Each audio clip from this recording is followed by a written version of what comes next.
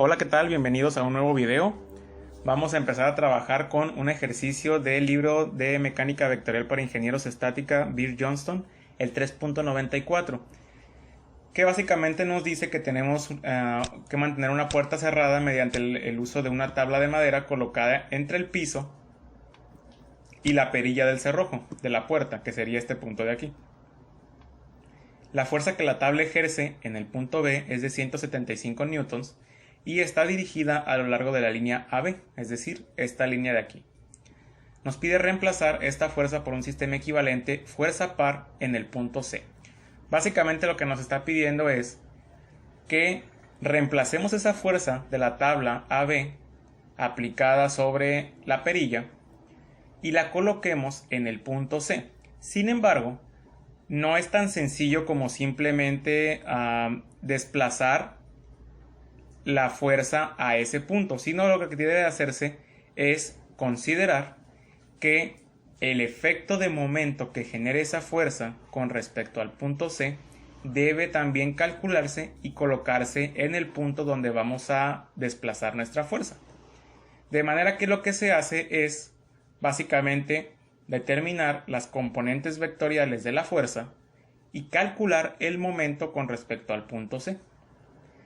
Para poder hacer eso necesitamos tener claro la idea o concepto de el producto vectorial, es decir, el cálculo del momento.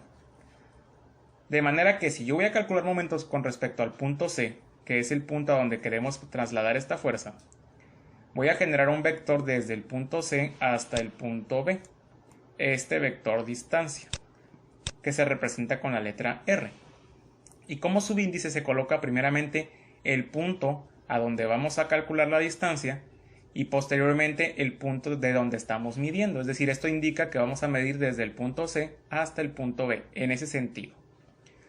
Por lo tanto, la pregunta aquí sería, ¿cuánto estamos avanzando en el sentido del eje X?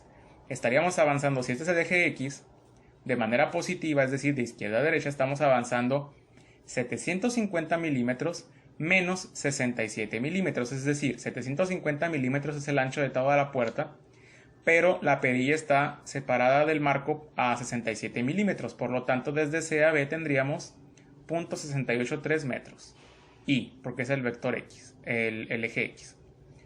Y en el eje Y estaríamos avanzando de C a B 1850 milímetros, que es desde el punto C hasta el suelo, menos la altura de la perilla, que serían 990 milímetros. Eso nos daría la altura desde C a B, menos 0.86 metros. Y es negativo porque estamos avanzando hacia abajo del eje positivo Y.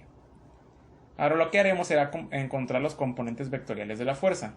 La fuerza tiene una magnitud de 175 newtons y va a ser multiplicada. Aquí lo que vamos a hacer es identificar muy bien el sentido de la fuerza. Básicamente esa fuerza estaría actuando de esta forma, ¿de acuerdo? Desde A hasta B. Por lo tanto, desde A hasta B es el sentido de la fuerza y es la manera en la que vamos a medir el comportamiento vectorial de esa fuerza. ¿Cuánto avanzamos en X desde A hasta B? Estaríamos avanzando 33 milímetros, ¿de acuerdo? Si desde aquí del eje Z al punto A son 100 milímetros y del eje Z al punto B son 67 milímetros, la diferencia nos indica que en el eje X tenemos 33 milímetros desde A a B, es decir, positivo, en el eje X positivo. En el eje Y estaríamos avanzando desde A a B, subiendo 990 milímetros, y en el eje Z estaríamos avanzando menos 594 milímetros, es decir, desde A a B estamos avanzando en el sentido negativo del eje Z.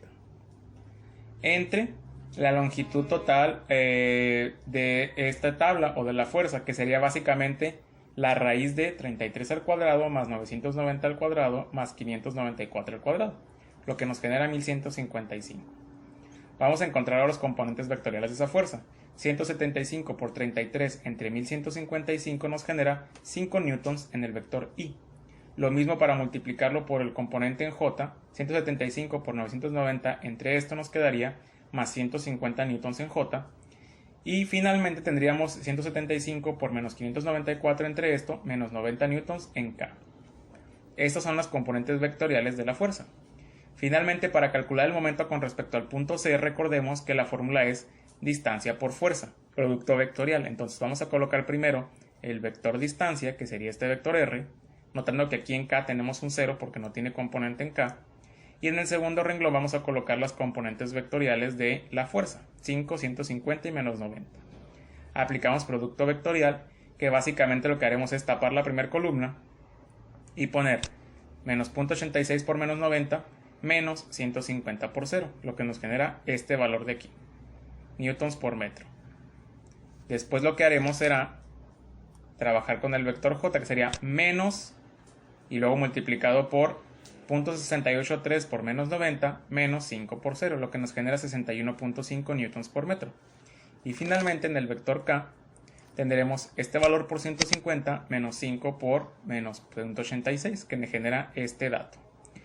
Una vez que tenemos eso, básicamente lo que haremos será reemplazar la fuerza de la tabla en el punto C, de manera que nuestra fuerza quedaría con las mismas componentes vectoriales en el punto C, estas componentes, pero además hay que agregarle el momento que se ha generado, es decir, este momento lo expresaríamos aquí, alrededor del punto C, y colocarle las magnitudes en X, Y y Z. Y con eso hacemos el reemplazo de una fuerza por un sistema equivalente fuerza par en el punto C.